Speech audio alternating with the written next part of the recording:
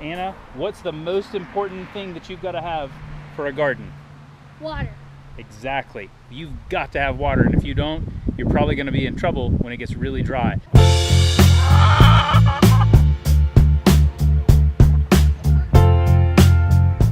Good afternoon, everybody. It's day 2 of our 40-day Homestead Challenge, and today we're focusing all about water. You may remember in yesterday's video, I just mentioned that there were 4 big things that we were focusing on, and I would probably put water right at the top of that list. If you're gonna have a garden, you've gotta have a way to be able to water it.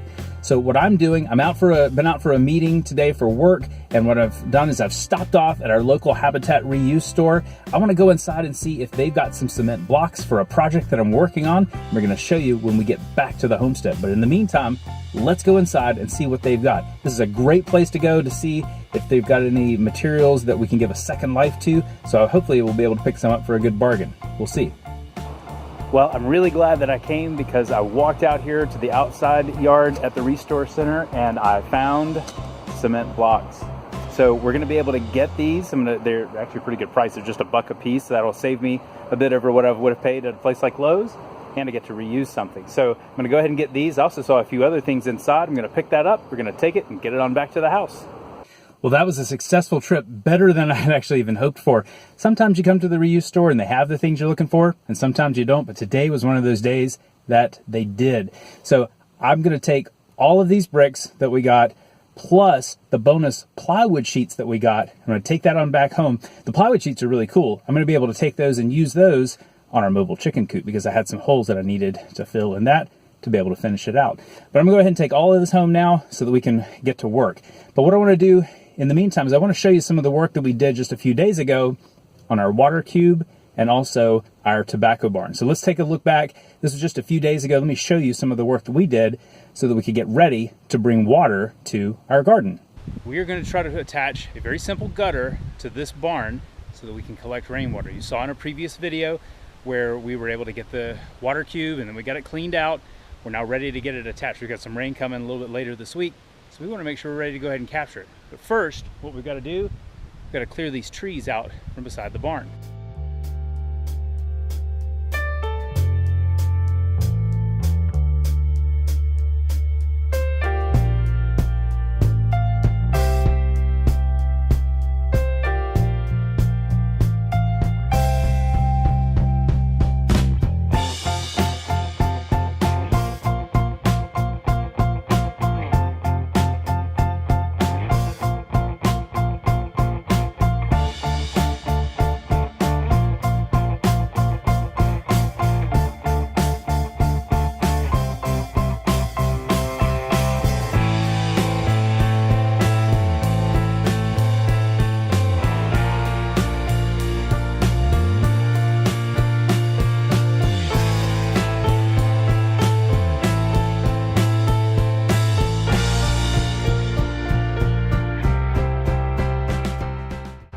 What a day, what a project. So didn't work out quite like we thought. It's always the case, but we found a solution.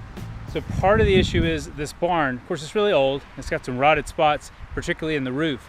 So what I did is I had a spot where I just couldn't even attach the hangers. So instead, I took the spot that was sagging where we couldn't attach the hangers and I decided to make that my downspout. So kind of a permaculture solution of taking the problem, making it a part of the solution. So we took that dip, made it part of the solution, took gravity, what it's gonna do. But now we can actually put our water cube right here below that, and possibly in the future, put 1 or 2 more water cubes right beside it. So now let's go ahead and get that water cube in place. We can probably even attach the downspout and see if we can get this thing totally up and running.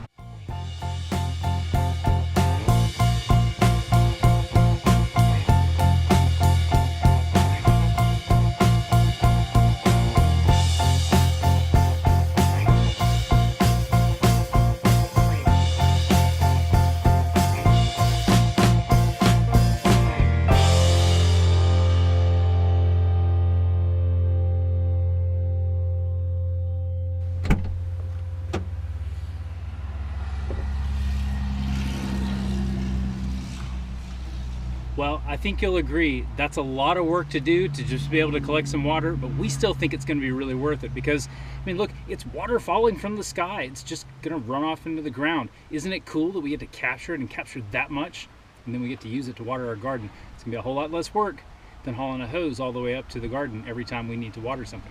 But in the meantime, we got to get these bricks up there. We got to get them up. It's supposed to rain tonight, and I want to have everything ready before we go to bed.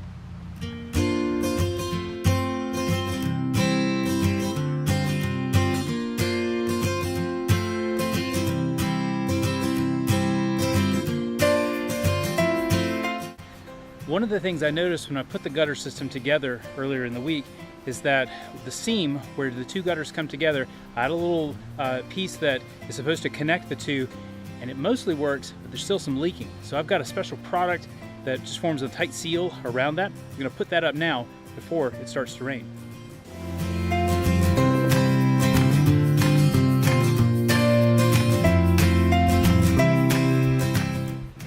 So the product is from DAP. It's called an auto marine sealant, and I've used this on a few other things here around the house, and this stuff's really good. It just forms a nice tight bond, and it should keep the water from getting in.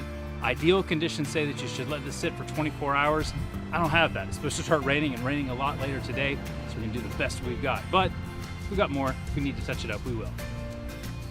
So at this point, you might be wondering, why in the world did you get these cement blocks to put underneath? Well, it's really simple. Gravity. The higher up you get it, the more force this water is going to have coming out of the hose. And we don't want to have it trickling out. We'd love to have at least a little bit of strength and pressure behind it. So, because I got a great deal on the cement blocks, we're going to be able to put this up 3 courses high. I'm probably going to have to do a little bit of leveling, so I've gotten some tools out to be able to do that. But we need to get these in place now so that we can get this lifted up. And I'm going to try to do this without having to get rid of the water that's in here right now. But if I do have to get rid of it, not too much loss. Plus we're going to get some more tonight.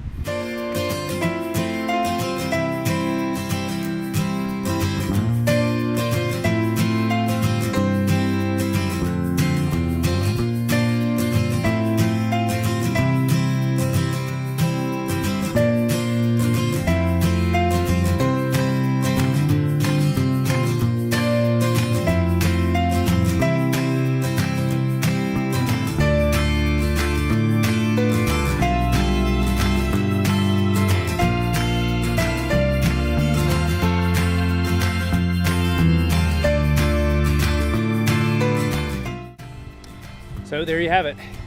It may not be beautiful, but that's really functional and that's gonna work. I'll probably come back at some point in the future, maybe even straighten up those blocks just a little bit more, but this is good to go for tonight, and I'm gonna call this a win. Well, there you have it. Gutter is up, the rain barrel is leveled, it's been put up on blocks, so it is ready to give us a little bit of gravity. So we are good to go. It's supposed to rain a good bit tonight. I mentioned that a couple of times. So we're prepared. Hopefully by the time we get up in the morning, we'll actually have maybe a little bit of water in the water cube.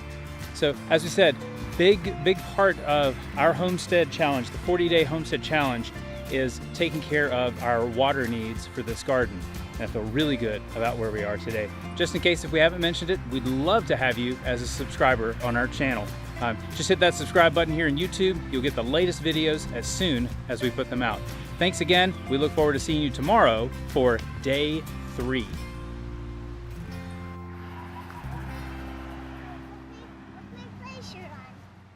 That's lovely. Are you a ballerina? No, I'm just using this for now.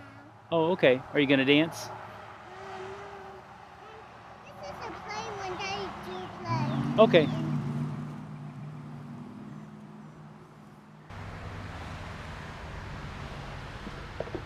Oh, good. You're still here. You didn't leave yet. I forgot one critical thing.